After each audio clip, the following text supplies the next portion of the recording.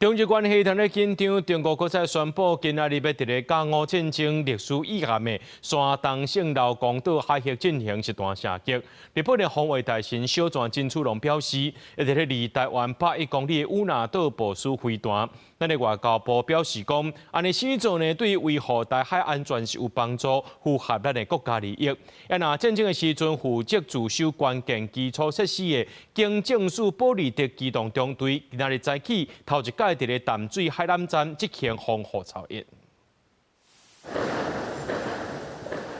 中华电信淡水沙轮机房站内传出阵阵的枪声，警力压枪伫上关点戒备，搁较有人伫亲像买菜头盔，其实因是接受过军事训练了后，头一摆出现的警政署保利特机动中队，正咧执行淡水海南站防护操演，因为这会攻占海南电路甲全球电信网络结合，和 AIT 列入国家基础设施保护计划机密地点。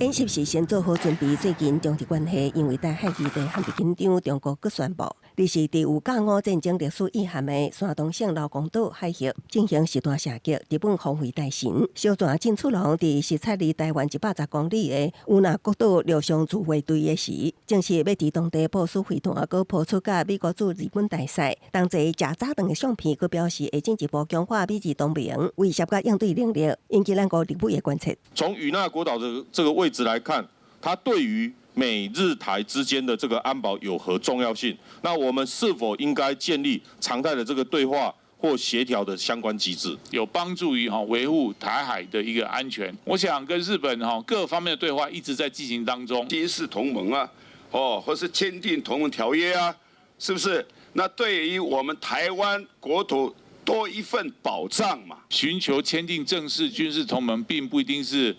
保障安全最好的方法。外交部处长吴志忠指出，过去的讲法遵循日本政府既定立场，无法度直接解脱时，日本会协防台湾。咱国也无甲日本建立正式军事同盟的规划，强调对台湾来讲，当前上重要就是降低冲突，协助战争爆发，各甲友盟国家维护台海和平稳定。公视新闻采访报道。